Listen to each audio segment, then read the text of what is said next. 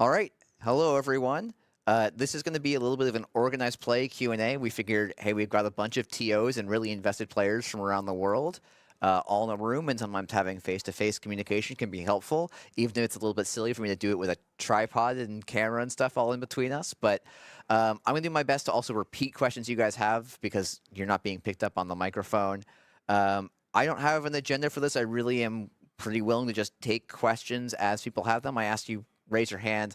I'm probably going to point because while I know a good chunk of your names, I don't know everyone's names. Apologies about that. But yeah. So does anyone have? Okay. Well. Yeah. We'll start and then we'll try and bounce it around. So.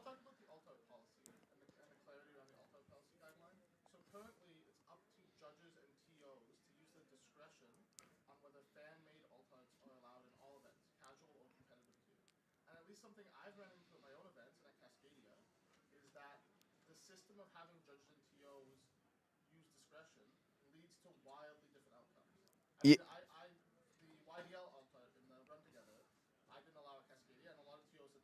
Yeah.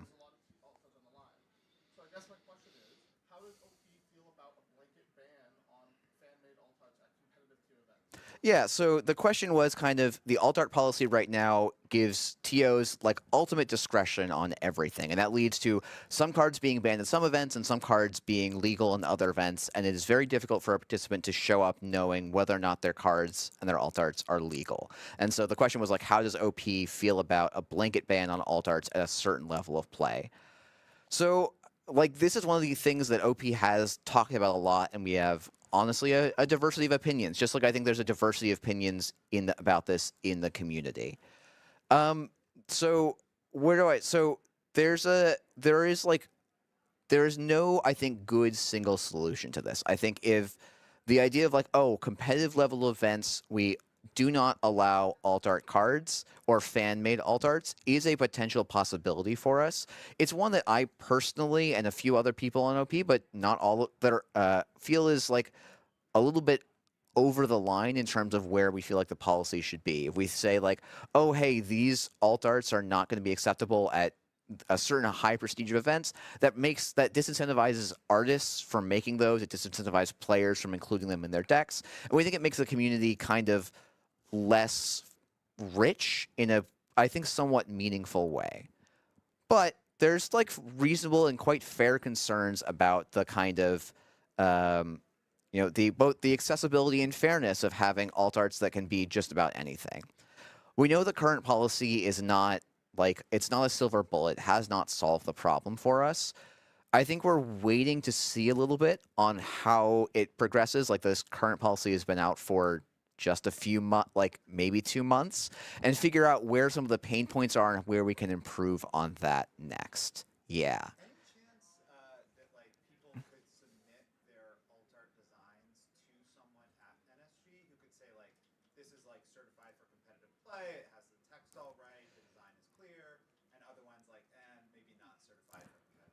Yeah, so the question was, have we thought about making like a pipeline for certification and like things? I think that's actually a great area for us to think about. I think something we decide we can't do is have like a reference library that everyone needs to look up because that's going to quickly grow to be hundreds. Now, maybe that actually is the solution, but we felt like that was going to be unmaintainable for everyone involved. For a player, they have to go and look up their alt art against a giant library. But I think having a place, at the very least, for artists to consult with OP before they send their card off to the printer is definitely something that can be on the table for us. The biggest thing is probably going to be turnaround and like manpower limitations or people power limitations, I should say, because while we are a fairly large team in NSG, we're also a still pretty finite group of people. But I think that's definitely an area or something that we can make some improvement on. I think that's something for us to consider seeing if we can make that like a official thing for artists to say, hey, this is my alt art. Can I get like recommendations on if this is good or if it needs rooms for improvement? So, yeah. I love softballs.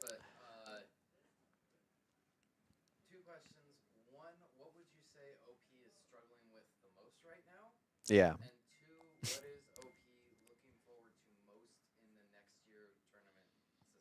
So I love a softball list. What's the thing that you're struggling with the most? That's just a great softball question. Um, so I will answer that. So I think there's, to me, actually, okay, I think there's a bunch of things we're struggling with, honestly. It's because I spent a lot of time thinking about this, right? Um, so one thing, quite honestly, and this is a thing that like people have been, I think, pretty rightly frustrated about, is our distribution of online prizing has been pretty abysmal. It's a thing, and like I'll answer if people have questions about that later. I'm happy to talk about some specifics and things. Is a thing I really want to try and help us make us be better at for next year, because I would like to not have people wait 9 months or a year to get prizes for an event that they paid money for. That's, I want to say, oh, we're all volunteers, yeah, but no, it's at a certain point, like there's a reasonable amount of turnaround time. There's been a lot of complications this year, but I think that's a big area of improvement for us. In terms of things that I'm excited about for next year, which, if I remember correctly, was the second part of the question, I'm really interested to see how having the districts, mega city, continentals pipeline works, and if it does what I'm hoping it does in helping smaller scenes kind of develop and catalyze kind of competitive and vibrant local communities, and then have those communities kind of cross paths with each other as the year progresses, and then kind of peak in this capstone event. Like there's a lot of different goals behind the season. Like some of it is also like, hey, getting testing groups to compete for buys, so they'll pull out good decks earlier in the season rather than keeping them in their back pocket till continentals or worlds.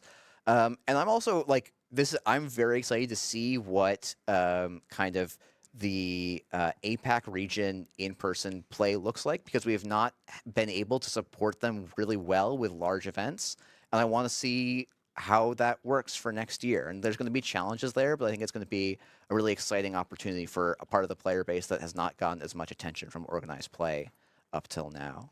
So, yeah.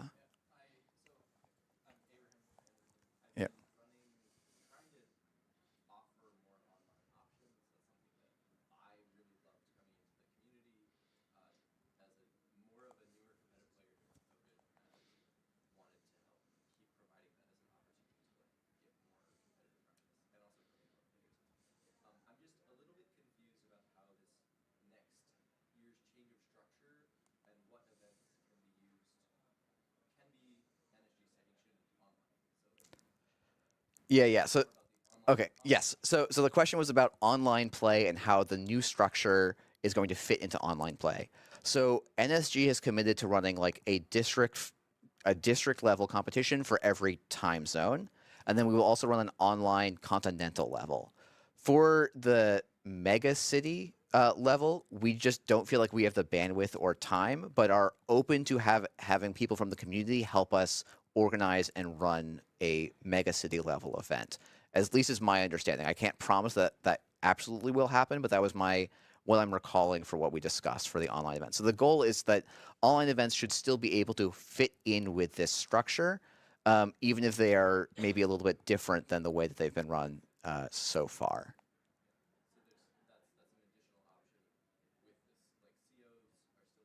COs are going to still be a thing. So yeah, so yeah, sorry. So yeah, so there was some clarify like what are the different things. So we still have basically two different types of casual kits that can be used for anything and everything, and will be purchasable a few times throughout the year. So one, GNKs will still be a thing for next year, and then circuit openers have been renamed for casual tournament kits, and those are really just meant to. Those will still release twice a year, and those are just meant to be, hey, I have a event I want to run. It's not a prestige event of a particular type, but I just want to run an event that has a playmat, maybe a little more stakes than the GNK, or just cycle some new alt arts ins for the meetups kind of thing.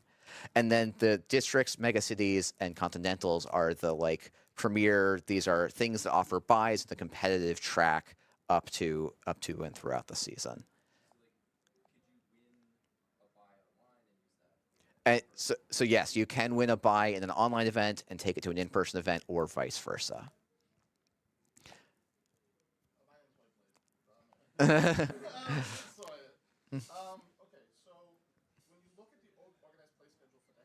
Yep.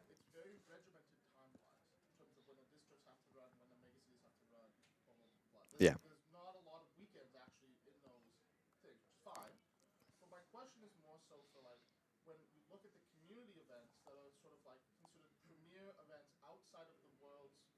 Yep. circuit, but I'm still concerned. Like I'm thinking of UK National and Cascadia. Yeah. Ones, right? UK Nationals runs in November every year, and that's effectively outside of the current Nationals season, which is not a problem. But you see what I'm saying here. Cascadia has the same issue, right? Is Cascadia always going to have to be? I guess under the schedule, probably fall into the mega city category now, just because of where it is in the summer. So I guess my question is, for sort of mainstay community events, will they be allowed to operate outside of the time scheduling of the organized play schedule? And if not, will there be opportunities to source alternative prize entries? Yeah, so the question for people watching the stream or couldn't hear, the question was basically, right now the schedule is very, very fixed. So districts have to happen in the first 3.5 months of the year, and then megacities in the next 3.5, and then continentals are like within a 2-month span, and then into worlds. And there are some events, Cascadia and UK Nationals, that have, and actually probably off the grid, are all 3 events that just spring to my mind of things that happen at the same time every year, and may or may not get awards for those events and line up with the like current competitive calendar. So I'm going to be honest, we don't have a super, I think, clear and fixed plan for what to do with that. I think there's a possibility that we allow things outside, but I think there was part of the idea behind buys is that it is a clear and clean follow through throughout the whole season. So I think it's more likely that we will talk with those large events and figure out if there's other ways that we can support them outside of this fixed competitive track. I can't make any promises about that right now, but it's for people that have ongoing or want to start running particular large fixed in year stuff that may or may not line up with the competitive calendar. I'd encourage them to reach out to Organized Play so we can start having a conversation about how we can best integrate and support those set of TOs. Just for what it's worth, I'm cover Bubbles, I cover UK. I'm organising UK Nationals in 1 month's time. And our intention is to just realign with the calendar. Okay. UK Nationals would move to the time at which next legacy is being held. Whether or not other people in the UK decide they still want to run a community event in November is still up for debate. Yeah. The thing that was once called UK Nationals and will now be called the Mega City, that will take place presumably on the line of Great Britain, is going to move to that. Okay, so there was just some comment that UK Nationals may move to the megacity, or is likely going to move to the megacity time in the calendar. Yes. Steven here. I personally think it doesn't really matter with at least these big events, whether they are like megacities. I used to play the Game of Thrones card game. I think Cobra Bubbles did as well. And like we had like very like regular like fan run tournaments, and like nobody cared if they like were not. Some of them were bigger than Worlds even. Yeah. So like I don't think that like if Cascadia being in August like interferes, I don't think anyone's gonna be like, I'm not going to Cascadia this year because like it's not a mega city, and I don't think it has to be a contentious thing between the fan or Yeah. separate things, and like I don't think people are gonna stop going if it doesn't work out. Yep. There was a very helpful comment, I guess, or an informative comment about that. It may not always interfere. Kato, I'm actually realizing, should we just grab the mic from there, mute it to the main room, and pass it around to people? Okay, so I don't know why I didn't think of this earlier. So we're gonna take a brief pause while. So James, you're gonna need to also, actually, you know what? I'll just go and do it because I know the buttons to press. I'll be right back. I was like, where's that mic? Where's that mic? All right, once you go up there and freestyle. And you are all welcome to go grab chairs.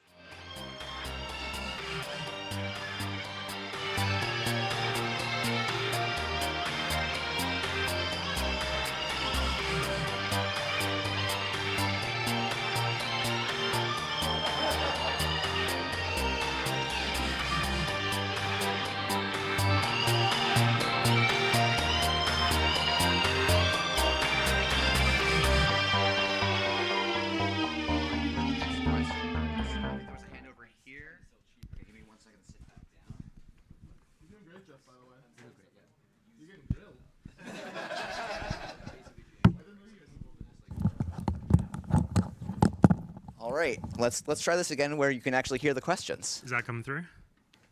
All right, you're coming through. I'm Alec Osindaran. I was wondering if NSG would, if there's any sort of consideration or plan to offer like funding for like hosting locations for tournaments, and I asked that just because, at least in Vancouver, it's incredibly difficult to find like space. Yeah.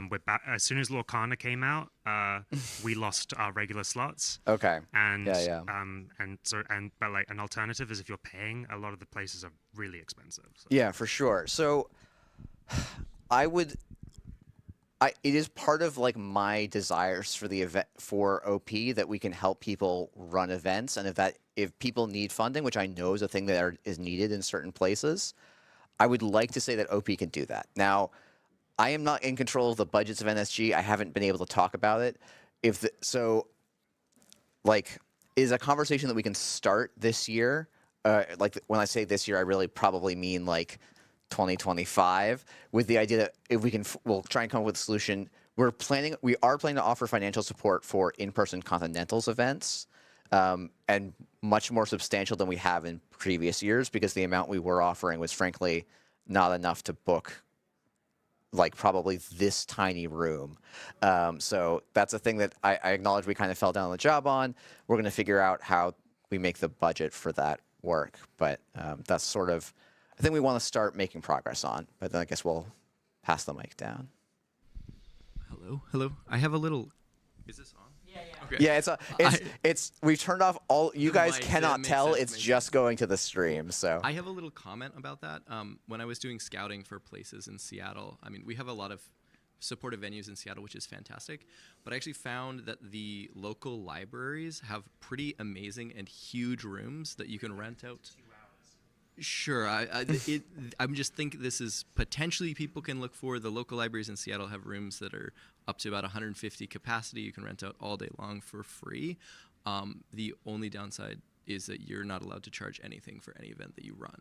So if a TO had a situation like that, maybe there would be a way that would be a lot more inexpensive for NSG to, like, we'll just run this event for free, here's the prizes. Just a thought. yeah, we definitely have some room to make. If there's TOs that have a thing where it's like, hey, we want to get this venue, it's a great deal for us, yada yada, but it has some restriction that makes us violate a policy or mean that we can't charge for something, you should always reach out to OP and we will try and make things work.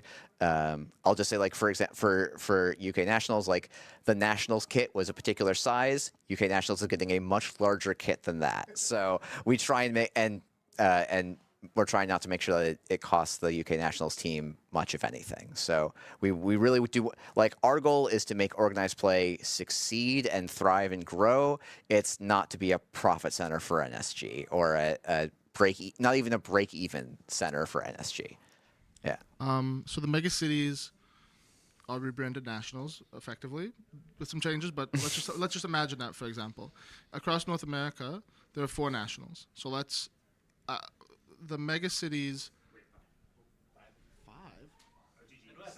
Oh, OTG was central. Sorry. Okay, we had 5. But my point is, like, imagine if we get 5 mega cities for next year. I mean, the reality is it's just more Netrunner metas, and these applications are getting more competitive across North America. So my question is, when you guys are considering applications, 1, does being awarded events in previous years make it less likely for you to get an event in a future year? And 2, what do you think delineates a successful application from an unsuccessful application? So one part of that I can answer. So I will say, in general, if you were awarded an event the previous year, you are somewhat less likely to be awarded that event, that same level of event, the following year. Now, somewhat less likely does not mean it will not happen. It just means if we get other good bids, like equally strong or stronger bids, that will, or actually I should say, if we get equally strong bids, that will probably be a kind of tiebreaker in the favor of just giving other TOs a chance to run things and kind of ameliorate some stress. In terms of what we are looking for in a good bid, so we have not had a chance yet to sit down and put together kind of a rubric for what we are looking for. So that is a thing we are going to do and try and put in the announcement when applications go up. I was going to say I was hoping that was going to be next week. I think realistically, it's a little ambitious. The article is drafted, but that rubric is not in it yet, so that's probably going to delay it, push it back, and maybe to the following week. But in general, things we are going to be looking at to various degrees and without levels. And this is again, I'm going to be like doing the thing you're not supposed to do and go a little bit off the top of the dome without consulting with other people. So James, maybe you should just start like doing this at some point. Or just grab a can and yank me off stage. So like things we probably are going to look at is like, hey, sizing of the venue, accessibility of the venue, existing meta presence is something we are going to be looking at. I will say like extra prizing and sweeteners like is a nice thing, but for us it's not going to be like that. At least from my perspective, it's not going to be that large of a thing for us. To me, we really want to make sure that the event is like, to me, like things I care about are going to be like the accessibility of the event to people trying to get to it is to me one of the primary things and that includes like travel time. Can people get there on like from planes or trains, and then like publicly transport to the venue or get there somewhat easily? And then like, has the TO done this? Has the TO run at this level of event before? If someone has never run a 40+ person event, I'm probably a little bit less likely to give them a continental award because there's like, that might have 100. If we're lucky, that's going to have 100+ people on each of the different continental championships. Those are the ones that are coming to me right now. We'll try and make sure it's very clear for organizers that are applying, things that we're going to be paying special attention to in the application process. I'm Jai from Singapore, and just wanted to talk a little bit about that last point because, well, I come from Southeast Asia, and for context, I think the last time, for additional context, Singapore Nationals will be in 3 weeks, the week before UK Nationals. And I think it'll be the first mid-space competitive level event in the entire region in possibly 8 years, right? I think. I'm just concerned that in terms of applying for megacities next year, because I did submit an application for nationals last year, and obviously I got it. Obviously. But yeah, the point is that what we've been hearing right now is that the megacities will be like more like the applications for megacities will be more stringent than those for like nationals currently, and I'm just concerned that in a region that's been like this devoid of shall we say historical attendance data, right? I'm just worried about like our prospects for like future mid-space play in the future, let's say high-level competitive mid-space play in the region, and I'd like to use like megacities as an opportunity for like Southeast Asia, which has historically been an extremely difficult to traverse region. I'd like to use that as an opportunity to develop bigger internal communities and develop stronger bonds between those communities. And I'm worried that like having a so-called quota of megacity applications or, as I said, more stringent requirements for megacities would affect that the growth that we've been having. Yeah. So the goal is the goal is not that megacities will we don't have the a whiteboard saying our goal is to cut the number of nationals to megacities. Like the goal is not to cut that in half or anything. The goal of the name change was actually primarily a thing that we are trying to organize around is thinking more about the geographic and travel time distance as the demarcators of those events, and then kind of up the pricing to encourage people to make that level of travel. So for areas where it is quite difficult to get around, probably the number of megacities and the number of nationals are going to be pretty much 1-to-1, or maybe in some cases may even go up a little bit because travel is like one of our major concerns as we think about this. For other regions where, like there's where it's much easier to travel, or you can have a lot of what nationals that were like next door to each other, those are the areas where there may be a little bit more difficult to have the same number of nationals or nationals to mega cities in the same kind of density. Does that answer your question? I don't want to just like. Okay. World's going to be next year. It will be announced on the website when it gets announced, and I can't tell you until then. We got a question over there, looks like. So fairly new to the game, but we think it'd be cool to host our own events or whatnot. Is there any guide or some sort of suggestion on how to get started? Because we've never done something like this before. Yeah. I wish that as the OP team we had a great set of resources. It's something that like we had some people on, we got some early drafts, and then like their lives got busy, my lives got busy with other stuff, so we haven't quite put that together. But there are honestly, this room is full of people with great resources. My general advice would be start running some GNKs, see what that can give you. Those are like low barrier to entry for you to buy, and they're intended to be quite affordable for TOs, but maybe you look like you're. What meta are you from? We are in the Bay Area, but then there's a much closer game store to us that doesn't do. Or place that we can play games that doesn't do Netrunner stuff versus some of the slightly further away game stores that do Netrunner. Yeah. So, yeah. I think there's a lot of good TOs in this room. I also think San Francisco has some really good TOs who can give you some Yeah, but well, conveniently, some very good local TOs are around. So yeah, we'll stick around after this, and we'll get you hooked up with some TOs. Oh yes, there's also a TOs of Netrunner Discord. Yes, I should have. I can't believe I forgot to plug that. Thank you.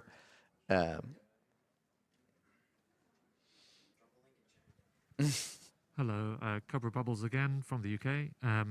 Just to check about, so we talked a little bit about the scheduling for events in the calendar next year. Yep. Something we're wondering about in the UK is whether there's any room for flexibility on, for example, when district championships are held. Because again, we're running our nationals next month, and then we're in theory going to be rolling right into districts, and we want to give our TOs a bit of time to like rest and recuperate before we really run into district season if we can. So I was wondering if there's any flexibility with that. Yeah, so I think the intent right now is to be a little bit strict on the dates, but we tried to make sure that the districts were in a pretty wide window of time. But like I'm like OP as a whole is to be a conduit to the TOs and the community as a whole. So especially like as if you have a group of TOs, or a group of TOs, or even if it's just yourself and you say, hey, I'll write to op@nullsignal.games. Hey, it'd be really great. Just for my own sanity or for logistical reasons or any reason you have, it'd be great if I could run this event at this date outside of this window. We can at least start a conversation about that. And, if we start having that conversation with a good chunk of people, that's a great sign to me that that's going to be a thing that needs to be revised. And this is, we made a plan that, looks like a bunch of good compromises on paper, but there's the real world, and we want to be realistic to that. We've got a question in the back, and then we'll pass it back up front. It's a bit of a change of subject. Do you know about how many regionals we can expect in North America? So if you're talking about districts, yes. So I don't have a number on the top of my head at the moment. The idea of a district, at least mentally for us, is that you are the median player for a district is going to be traveling somewhere between 1 and 2 hours to make it to their event. And so that's going to lead to quite a few districts throughout the U.S. based on player base. But I don't have a number of what that will be. We have some ideas, but I'm going to be honest, I don't remember. And also, we're kind of waiting to see who applies, because we can scale up, based on that. If we get like, oh hey, people up and down all these places, like if a bunch of metas come out of the woodwork and say, hey, we'd love to run one. Well, love to run one. Great, that's a success, and they're doing exactly what we want to do. We want to support that. Then if we can pass the mic up front, that would be great. General, the new structure reminds a lot of us old heads of the old FFG, regionals and nationals. Yeah. And I think we're really excited about that. So thanks for doing that. One of the other things, though, that the old system had that I haven't seen announced for this one was nationals winners getting a free flight to Worlds. So curious, is there any way that anything like that would happen? I understand if it's not, but just had We to have ask. not talked about that at all yet. So that's what I'll say for now. It's, yeah. All right, this is Chris or Zinchling. And maybe this question depends on how tomorrow goes, but does OP have an official preference between double-sided and single-sided Swiss? I will speak for myself personally and not for OP as a whole. I will say there is a group of people in organized play that generally feel like for competitive style events, we want to encourage single-sided Swiss. But there are people, and I'm going to call out James, who prefers, at least if I remember correctly, in his local meta to run double-sided Swiss events. And I think that that is a very appropriate thing to do for different metas and different purposes, and we want to make sure that it's an option. For competitive events, we're probably going to apply some pressure to do single-sided Swiss, but we also know that with the way that buys are currently structured, there's actually a really strong incentive to run certain levels of events as double-sided because then you're giving your buy players more rewards. We're trying to figure out if that's a thing we want to do any adjustments for. But we're not planning to ban things or even require events and formats at the time being. Yes, yes, and we got to show them the beauty of a buy sweep ID. Yeah. Yeah, so this might be looking too far into the future, but I think it's really cool, all of the changes coming up to the next competitive season. One thing I was pretty disappointed about, though, was ICC missing from next year's calendar season. I think it is one of the coolest prizes that NSG actually has to offer is an ICC invite. And I think it's something that is really cool to gun for throughout the continental season, and also a big celebration kind of event in my mind, at least, to cap off the continental season, especially for anyone who can't attend Worlds because sometimes it is on the other side of the world.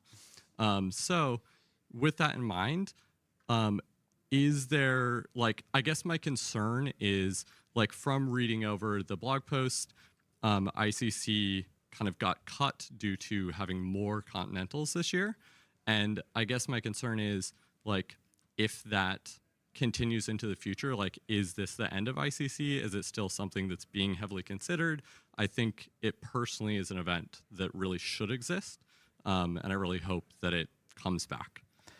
Yeah, so I'm gonna, the online and in-person continentals for every region is a experiment we're trying out this year. We also like ICC. It was basically impossible to fit it in the calendar. It was the primary reason it got squeezed out this year.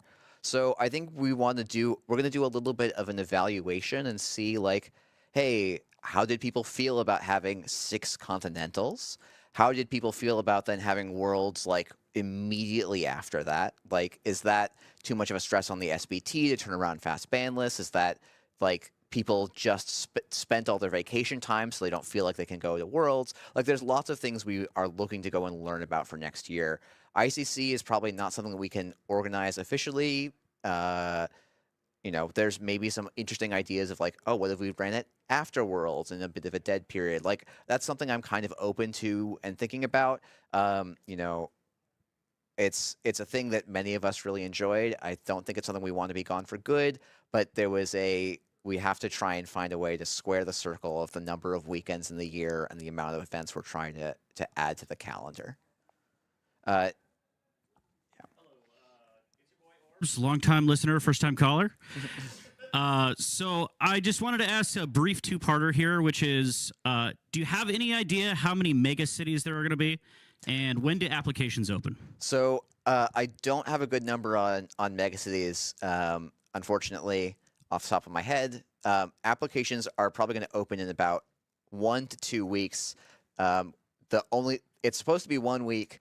It just depends on if we can coordinate on making sure that it's clear to TOs what things we will be evaluating in the next week, or if that's something we want to spend an extra week post Worlds and post some of these discussions, putting some extra meat on those bones. Hi, Abraham again. Something that I've struggled with and thought a lot about as a TO, especially starting out, is how to get inexpensive prizes that will excite people. And like kits are a really great option that you provide, and the increased number of JNKs I think has been a really big plus. But it's something I'm always thinking about, like what can I have that people are excited about that will make them jazzed to play in the event, but then like will mean that the event can like break even, or maybe it like I don't make a ton of money. Maybe it helps me pay for the beers that I buy at the meetup, right? Like, or maybe it something like that. People are putting work in. It's all right to like. So one thing that, a couple things that I've come up with, are like, I mean, I have a policy. I don't reproduce any NSG stuff, but like there's a lot of available old FFG scans on Proxy Nexus. I've done some, but like I took some of the things that I like inverted them, made it like an inverted option, and that's something I'd like to like move away from. I don't like the idea of reproducing other stuff, but I've seen some things around. I saw some just like NSG cards as is, where they're like recolored in different ways, or like doing inverts. Like, does NSG have, I guess the first question is, does NSG have a policy about, I mean, the print and play files for all the cards are available. People like remixing or re-editing the images. I know that there's a policy about like not using NSG's frames, and like that the symbols are available. Yeah. But, like if you're using the same card, like I think this is a question that's relative to a lot of things. Yeah, so I will say our policy on like what constitutes reuse, what constitutes our frame, I think there's probably some room for fleshing out of what that's going to look like. I've had some, and he's not in the room, but Eric Hayden and I have had a lot of back and forth, because the initial version of his Bravado looked like he had basically traced our frame and turned it pink, and we were like, not sure how we feel about that, and trying to figure out how the policy works. I guess, like, it is hard to make unique prizes for small events and make them economical, and I don't have great solutions for these right now. I also don't know our art reuse policy off the top of my head. Unfortunately, this is just not an area I've done a lot about. So I'll have to try and follow up, probably in the TOs of Discord at a future date. I'm a little bit, like, just personally speaking, it's a little bit. There's a part of me that's like, oh, it's cool, it's a nice way to make a unique thing, but at the same time I'm like, well, but it was an artist made a thing, and then we're like taking that artist's work and repurposing it and maybe selling tickets, even though you're not making a profit, it's like there's still a financial implication to it. So this is why I don't have a policy for this right now. It's something that I'm happy to continue discussion on at a later date when I've got more resources and time and discussion and stuff. So I think that like as things grow and there's more like going on, like as the events I'm running are getting bigger, I'm like, okay, I'm not going to be reproducing other people's art in any way. Like that's something I definitely don't want to do.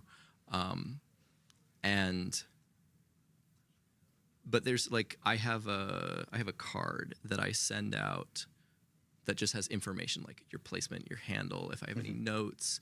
It's like really useful for while I'm organizing and pricing things out. And like, I have a bunch of those printed. On the back of those cards, I just have the print and play file of Brawn, completely unchanged. Like I didn't color change it at all, just as a way so that if I'm printing a card already, it doesn't just get thrown away. Like you can have an extra Brawn. Is that something that NSG would be bothered by? Like the print and play files are available, which I know are for proxies, but this becomes a I'm card. just gonna say I'm not the right person to answer that right now. It's also something we're having a lot of internal discussion about as this is becoming more a part of the thing. So I'm just gonna deflect for now. But Can I do one last thing? I see a lot of hands. I'm sorry. Yeah. I guess so I'm also just a little plug. I'm trying to make sure that more affordable pricing is available. So things that I'm actually commissioning, I'm also setting up so that I can resell them as like cheap as possible to other TOs, which will hopefully mean that fewer people are in a position like I am in the future where it's difficult to get different and new. yeah, and if possibly we can use the TOs of Netrunner Discord to help TOs organize and say, hey, we want to pool together. We're in different regions of the world, so we're not cross competing. We can group fund an artist thing, and then like if that's something that would be helpful to do in the NSG, the TOs of Netrunner Discord, or TOs of Netrunner Discord, we can definitely start trying to do some facilitation there. Let's pass it over to Something I've. Oh, okay. Here's the question. You guys do a lot of prizing every year for all the kits, and I understand like not putting the world's prizing for maybe even the past 2 years, but like there's DBSs from like Continentals 4 years ago that like just haven't shown up, and so there's like a lot of you guys have a lot of alternatives like in the vault. Those DBSs actually did get reissued in a CO. Oh, they kit. get issued in CO. But So we actually try and most World's prizes get reissued. I think they don't get reissued within a calendar year, but after that they become fair game to be reissued. And we try and do the same thing with like what were nationals levels and will now be mega cities. So we do intend to like try and make sure that people have a second chance at a lot of these unique prizes. Hey there, Solomir here. You mentioned that mega city events are something that you might want to encourage players to travel for, and whether it's somewhere kind of local, maybe just the next big city over, or maybe across the country, or to across an ocean. Is there any way that OP can help with signal boosting these kind of things for other players, and like just kind of like because running and figuring out our tournament scene on our own is hard. But we want to be able to reach out.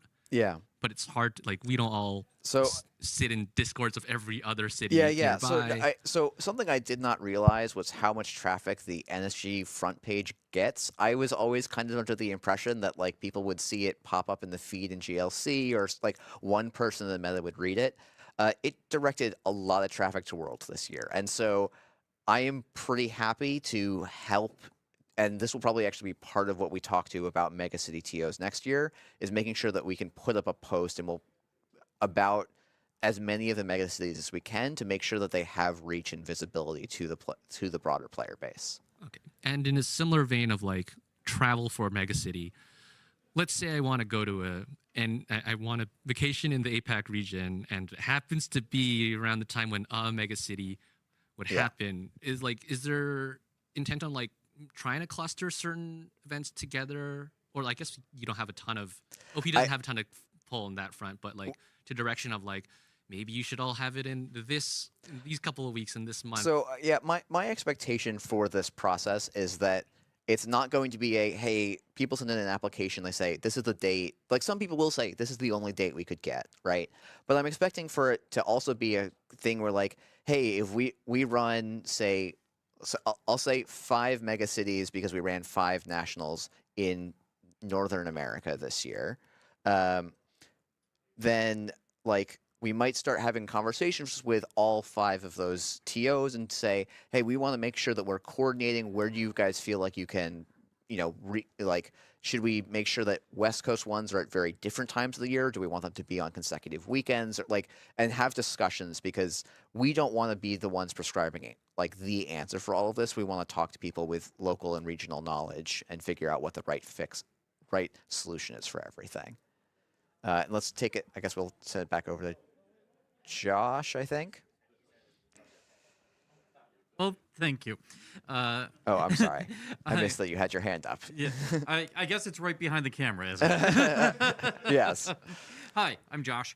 I'm from a smaller city in upstate New York that you almost certainly haven't heard of. I wish that I had the problems of most of the people in this room. right? That it was like, how can we get the competitive scene really at this level, right? That sort of thing.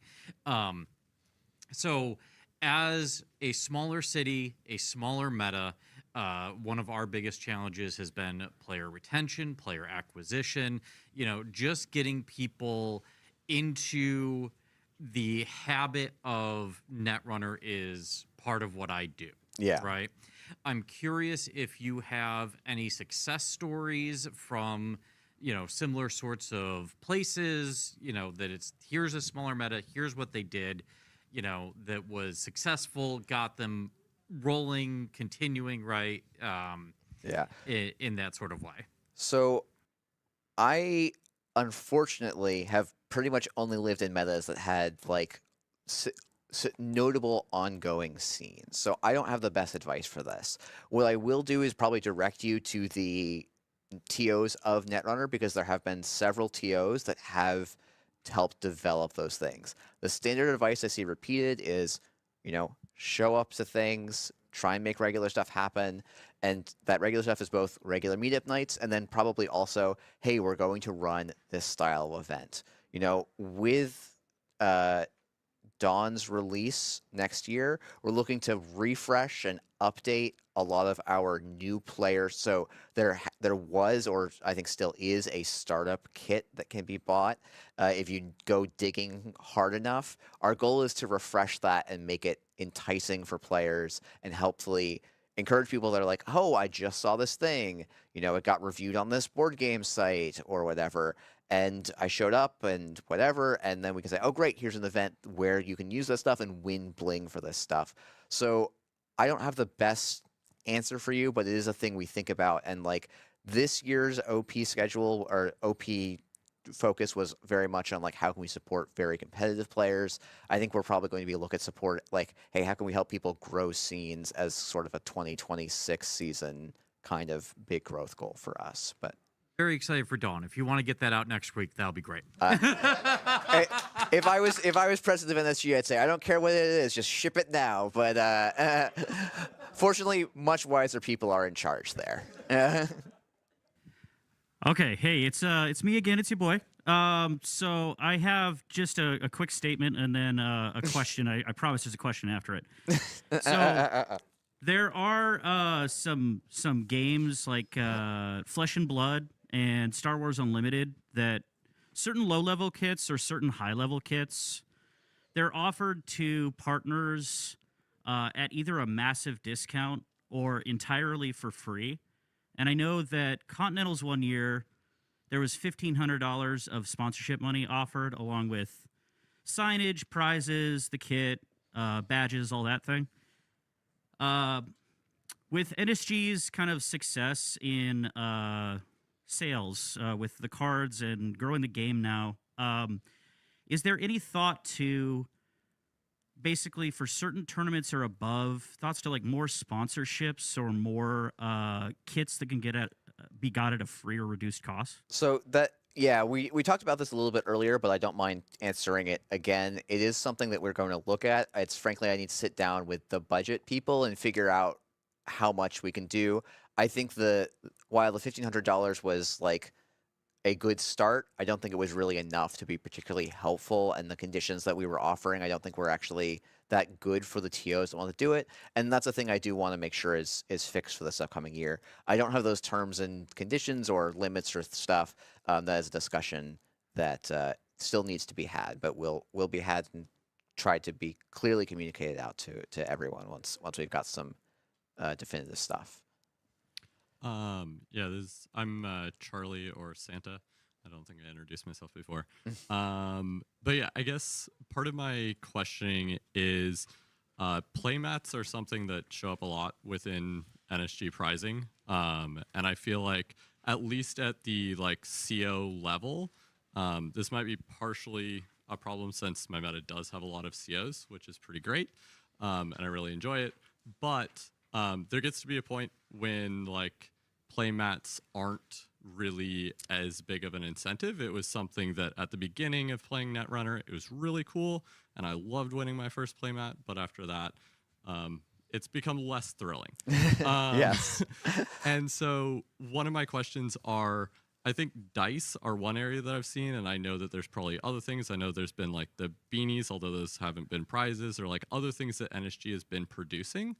And I'm wondering about, like, for example, some things for myself. I know I would take like a marked dice, since I missed 2022 Worlds, over almost any other prizing because I don't have that, right? Like, for people that didn't like attend that, are there like thoughts around issuing out, I guess, non-card and non-playmat prizing within CO kits, or like the equivalency next year?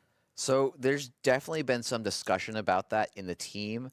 I think it is a difficult thing to cross because it is exciting for a new player to win a playmat because everyone there, like, it's the first thing you see when you show as a new player. You show up, you're like, okay, I got the memo about sleeves. You sit down, you put your cards on the table, and then your opponent like rolls out this fancy looking mat, and you see that every table has people with mats. And so we want to make sure that mats are an accessible new player prize.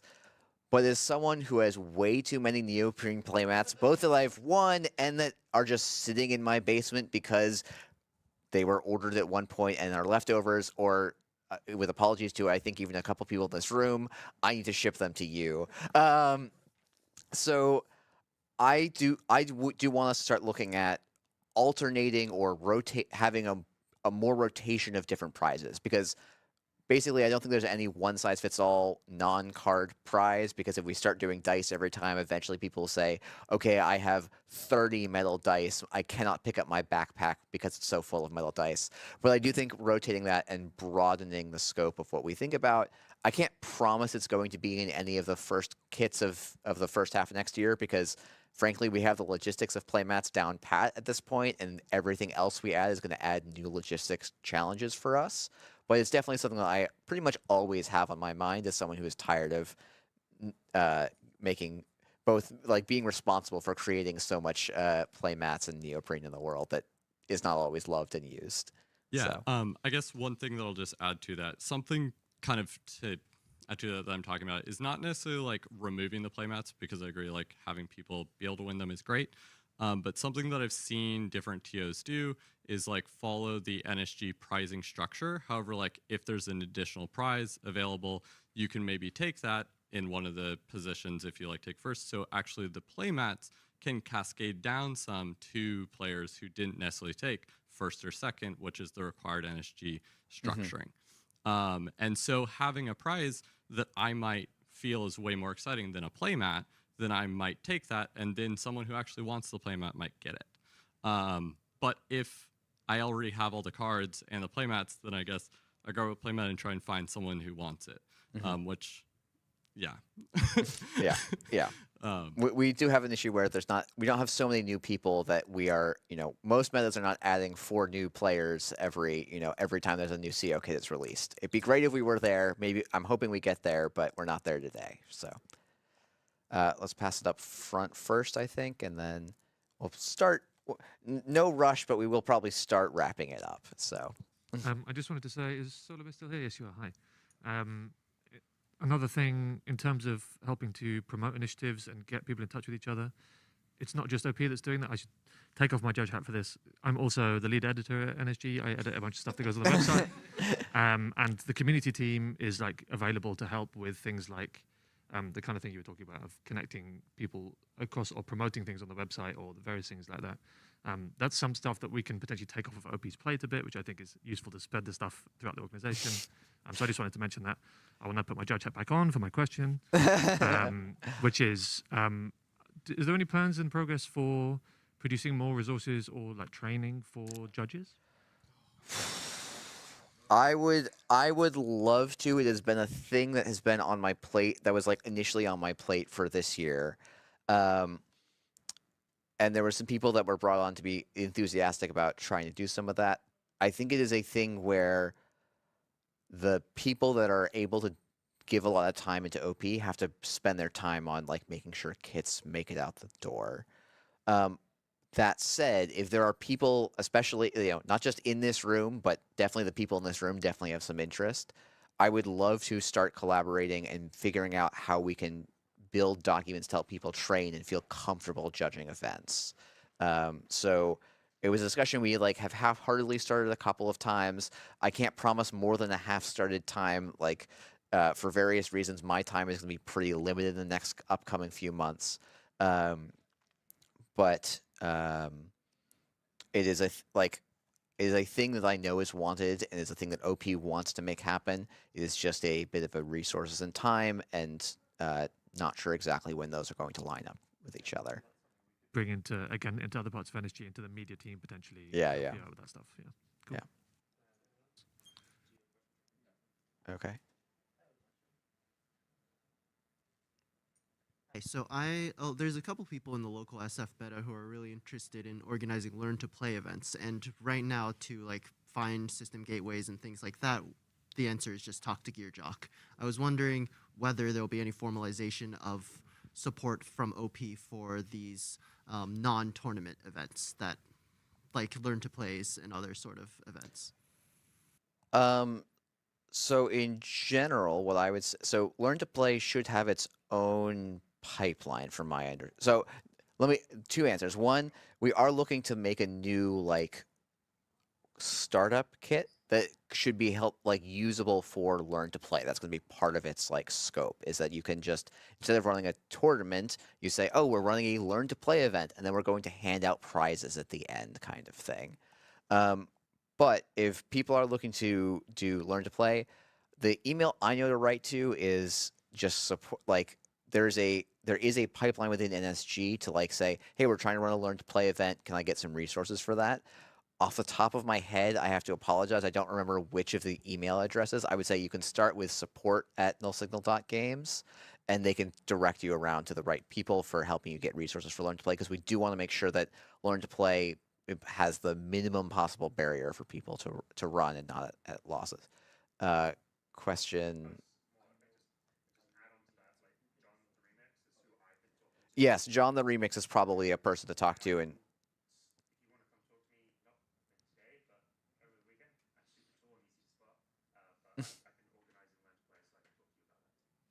yeah. That's what I was gonna say. John the Okay. Remix is Yeah. John the Remix, who's out.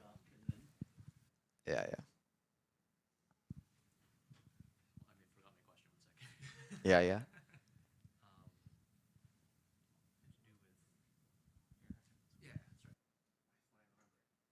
Hi, I'm Juniper. I'm the new media team lead at Null Signal Games. Incidentally, if any of y'all have questions about that, like I'm trying to take over a lot of the streaming stuff and like put a lot of time into that. Is there any stuff you'd really like to see in terms of like tournament streaming and tournament like showing stuff online, YouTube stuff that has to do with organized play? So like for tournaments and things that you'd really like to see happen. Just like dream stuff that you wouldn't have to do. Stuff I wouldn't have to do. Now I get to dream real big. Boy, I'm gonna be honest.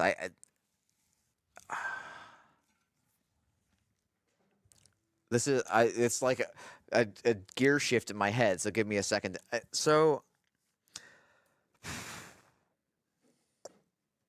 Apologies, that was probably unpleasant for people listening with headphones, but I think for me, like, big things will be, a lot of people have been running community streams of their tournaments, which is fantastic. I would love, like, hopefully, like, I've been seeing some people complimenting the Worlds footage. I think we found a pretty nice solution for this. I'd like to make sure that that solution is accessible to the community as accessible to the community as possible. And then I would like, for me, the ground floor thing for now is to start with just like expanding or like using the NSG platform to like promote and direct people towards these community streams, because like when Cinderella, I forget which tournament you streamed on your channel, but like it got like a good number of views, but it's also like, or Cascadia, yeah. It's like, oh, Cascadia was this big event, it had really high levels of play, but like in terms of like, if you compare like how many people watch that to like how many people are going to watch Worlds, it's going to be a pretty starkly different number. And I'd like to try and leverage NSG stuff a little bit to like promote some of these other community events. Yes, and it's like, okay, what's the right way? It's like, I don't want NSG to be pirating other people's work, but if we can find other ways to promote. I guess, other things I would love to see, and this is a thing, is like figuring out how we can help people become good commentators. I think commentary is a very difficult skill, and giving some people at least some basic pointers, because we have a lot of people that are enthusiastic to try it, and there's just a lot of easy ways you can stumble, and I think that's probably a way that would be great if we can work on some community or streaming team best practices on, like, hey, you're a comms person, here's ways you can phrase things. If you don't want to phrase this, here's some alternative ways you can start thinking about, and things like that.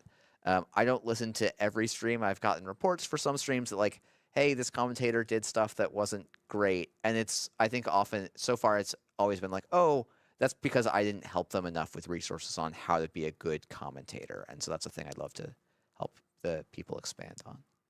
You have your question? Yes, I remember my question now. So let me hear it again. Does organized play have any specific like guidelines or specific rules about extra prizing at events? I've heard recently that there's been a little bit of discussion, for example, about store credit when for events that have been held at a game store. Is that and like whether or not that's fine to do, or if it's like it should just all the excess should be equally split amongst all the players, and then then there's the question of like store credit versus straight cash prizing or other prizing of an object that might be worth of a real inherent monetary worth, value, even if it's yeah. not like an actual wad of cash, right? Like Yeah. any rules, guidelines, is that something that you have in the works or better communication about? So, to be honest, we are taking a little bit of a wait and see. From my perspective, there's no guidance saying that TOs cannot run events with cash prizes, store credit prizes, and distribute them how they want to. This is like is cash prizing okay in Netrunner is a debate basically as old as Netrunner, and I don't feel like anyone has come up with a decisive solution. And so, like, to me, there's both pros and cons, right? Like having store prizes or monetary prizes can actually, to some extent, increase accessibility or people's ability to like dedicate time and effort to it. Conversely, there are a lot of shitty behaviors that people are more likely to engage in when winning a judge call becomes worth hundreds of dollars, right? And from my perspective, ultimately, keeping the community aspect is the more important thing than ensuring that some people get to pay off their flight by winning an event. But that doesn't mean that we are going to make a policy tomorrow that store credit prizes or cash credit prizes or unevenly distributed prizes are not kosher. We will try and give a long warning and forums for feedback and discussion as that comes up. So far, the number of events I'm aware of that have offered store credit and cash prizes, there are some I know of because there have been people complaining about them. I suspect there are many that no one has complained about. But I think the majority of Netrunner events don't have it, so I don't feel like it's beneficial for us to go out and like slam down the hammer and say we know the right solution for this today. And like, so sorry, Jeff, just adding on to that, like you haven't heard from these other places that may or may not have had them. Is that something that other players in metas that they're not represented here, but maybe they've had a specific bad experience with extra prizing? Should they be reaching out to organized play about that directly? And actually, this is a good general. So like for any tournament experience people have, if something worked really well or something worked really poorly and made their experience worse, I would really encourage them to reach out to organized play. Either the TOs of Netrunner Discord is a good place to do it. DMing me on Discord is okay. I would maybe ask that you not everyone spam me immediately. Emailing op@nullsignal.games means that if I'm just not answering on Discord for a bit, someone else will be able to read the inbox and start collating things. These have become these things come up. They are conversations. There are things that both people in OP and people in NSG have different opinions about. So this is a thing where if you have an opinion about this and there's a thing that's important, we do also just watch the discourse that happens in public spaces. That's not a definitive thing for us because Like we've had a lot of questions about alt arts, and it's difficult for me to know. And we're actually going to probably put this on our end of year OP survey, how people feel about alt arts, because there are some people that are very vocal about saying we want, the competitive integrity is incredibly important to me, and so we don't want alt arts at Worlds at all. And I don't know how representative of that is versus how loud, if that's people that care very passionately about it. And so seeing conversation in different places, getting feedback in different forms and different ways is like a great way for you to help us understand the landscape and get things that you want to see happen to happen. So, yeah.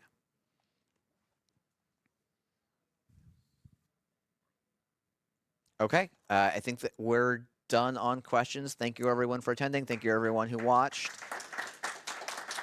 And we'll see everyone here bright and early tomorrow.